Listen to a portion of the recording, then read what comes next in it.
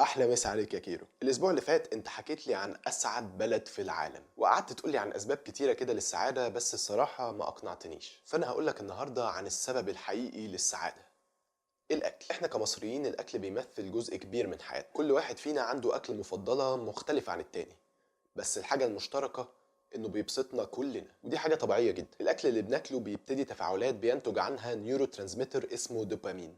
اكيد سمعتوا عنه قبل كده. ده نفس النيورو ترانسميتر اللي بتنتج عنه المخدرات والكافيين والحاجات دي، وعشان كده بيبسط. بس الاكل بيغير حاجات تانية في جسمنا. مثلا لما بتبقى جعان بتاكل وتشبع. احساس الشبع ده نفسه بيجي لنا من كذا حاجه، منها ان الدوبامين بيقل في المخ فنبطل نحس ان احنا عايزين ناكل. وعشان كده كل الناس بتقول انه الاكل البطيء بيشبع اسرع، علشان المخ يقدر يستوعب اصلا انك بتاكل ويقول لك كفايه. الحاجه التانية اللي بتشبعنا ان لما البطن تتملي والعضلات تبتدي تتشد، المخ بيوصل له رسائل بالموضوع ده ويبتدي يقنعك انك تبطل اكل. عقبال ما البني ادم بيفهم بقى بتبقى البطن بتشتكي خلاص. وطبعا كلنا عارفين انه المرحله دي مش صح، بس ما بيهمناش، مع ان العلم كله ضدنا. حتى في دراسات دلوقتي بتقول ان الاكل كل يوم ممكن ما يبقاش احسن حاجه، وفي كذا نظام غذائي او رجيم اتعمل من الدراسات دي. منها حاجات بتقول ان احنا مش لازم نفطر، ومنها حاجات بتقول ان احنا ناكل 5 ايام بس في الاسبوع. حسب الدراسات دي لما بنبطل اكل لفتره الانسولين في الجسم بيقل، فبنقدر نحرق اكتر من الدهون المتخزنه. غير كده المخ بيستفيد والذاكره بتتحسن. مش بس كده، احنا لو دورنا هنلاقي ان اغلب الحيوانات مش بتاكل كل يوم. حتى احنا زمان كنا بناكل بس لما نلاقي حاجه ناكلها او لما الصيادين يطلعوا يصطادوا،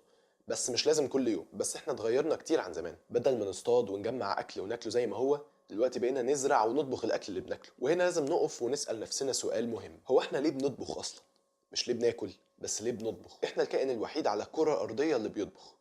كل الكائنات التانية بتاكل وخلاص، مش بيفرق معاهم الحاجات دي. الحقيقة ان الطبخ فادنا كتير قوي. اولا الاكل المطبوخ وبالذات الخضار بيبتدي يطلع العناصر الغذائيه اللي فيه، فبيبقى اسهل على الجسم ان هو يمتص الحاجات المفيده من الاكل. والموضوع البسيط ده لوحده فرق كتير قوي مع البني ادمين. بما ان الجسم بقى يستفيد اكتر من الاكل، بقى الانسان ممكن ياكل اقل ويستخرج من الاكل طاقه اكتر. الجسم بقى يستخدم الطاقه دي في انه يتطور لحد ما وصلنا ان احنا بقى عندنا مخ كبير جدا بالنسبه لحجمنا مقارنه بباقي الحيوانات. الحاجه التانية والاهم ان البني ادم بدل ما يقضي وقته كله في الصيد، بقى عنده فجأة وقت كتير قوي. الوقت ده خلى البني آدم فاضي إنه يطور لغته وأدواته وإنه يفكر في حاجات تانية غير الأكل. والطبخ عمل أكتر من كده بكتير. البني آدمين عشان يطبخوا بقوا يجمعوا الأكل ويسووه وياكلوه مع بعض، ومن ساعتها والبني آدمين بياكلوا في كل مناسباته، وحتى من غير مناسبات احنا بناكل على طول. الفكرة إن الأكل مهم جدا بالنسبة لنا لدرجة إنه خلانا كائنات اجتماعية صعب إنها تعيش لوحدها.